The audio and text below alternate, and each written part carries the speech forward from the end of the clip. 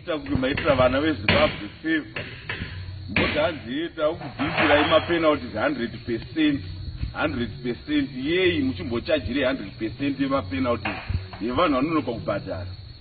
Hatidi kudzvanyirirwa kadaro vanhu vezinara. Imimi road dzakaora idzi for the past 10 years dzanga dzakaora 1 penalty yamurupiwa ndeipi imimi? Zimota iri handisi kuzoteerera mota yekuti mabvisa mazipenalty enye ekupenga munoita iwayaya. Hatisi kukukumbirai. Handisi kuzoteerera mota iyoyi. Mutero wayo ndiwo uyu wamuri kuona uyu. Flag yeZimbabwe ndo mutero wayo iwoyu. For the next 20 years richingofamba muno muZimbabwe kuti vamagadzirira maroad dzakanaka, mabvisa mascrapers zvese zvamunochajira zviri unnecessary. Mitero motitira mutero iri nani ndokuti ribhadhare zimota iro riri. Tichada kuona wati achatumwa ngarisunge iyeyi. Because hakuna udzvanyiri hwakadaro. Zimbabwe ine takairwira tose. Hapana udzvanyiri hwakapfuura sehoyi. Hamugabe tionei imimi. Shuwawo takarwirawo hondo nekuti tisununguke tanzwa nekudzvanyirirwa.